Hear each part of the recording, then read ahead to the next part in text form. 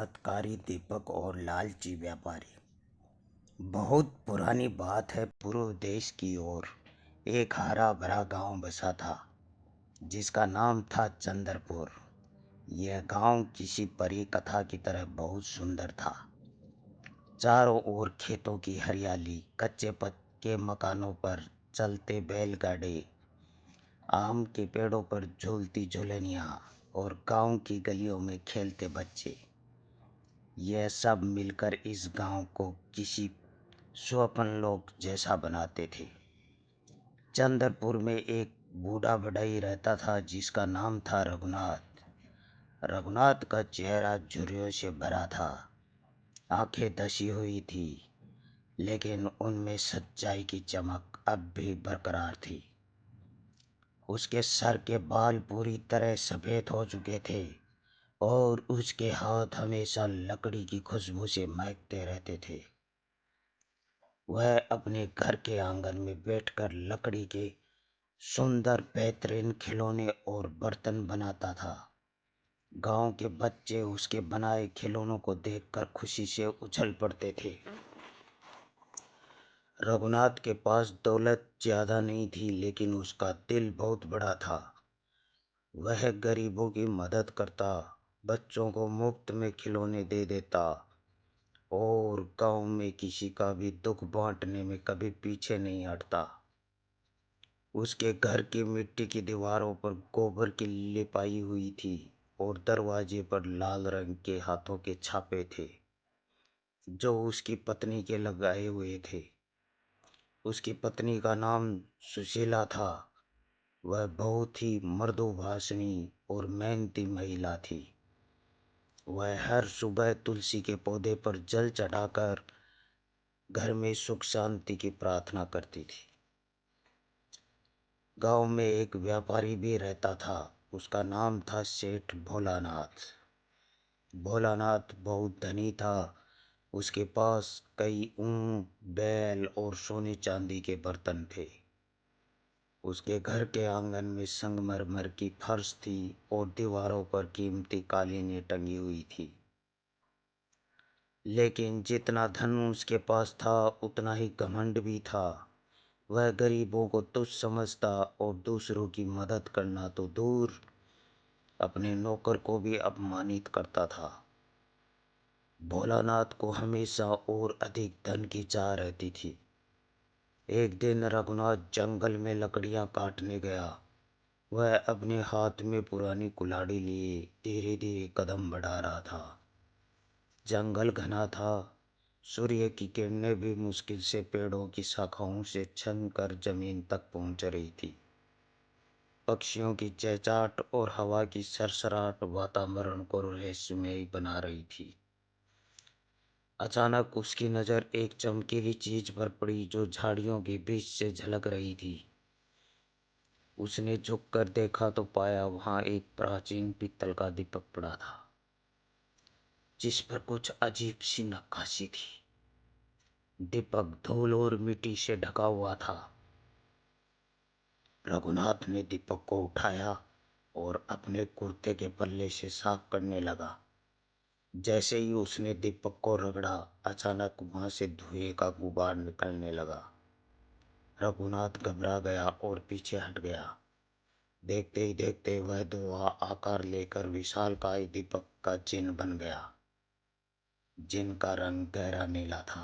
आंखें लाल लाल चमक रही थी और उसकी लंबी चोटी उसके कंधों तक लटक रही थी।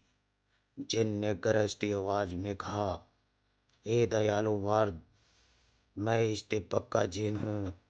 तूने मुझे आजाद किया है, मांग तुझे क्या चाहिए। रघुनाथ ने अपनी कांपती आवाज में कहा, मुझे तो कुछ नहीं चाहिए, मैं तो बस लकड़ियां काटने आया था।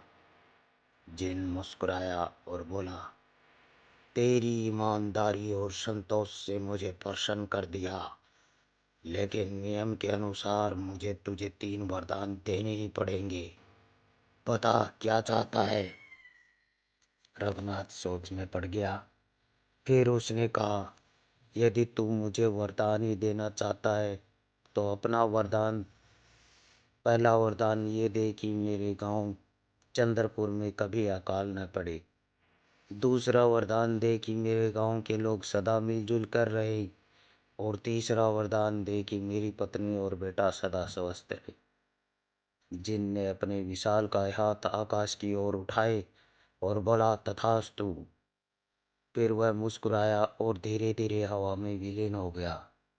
रघुनाथ ने दीपक को वहीं छोड़ दिया और अपने गांव लौट आया। गांव पहुंचकर उसने अपनी पत्नी सुशीला को सारी बात बताई।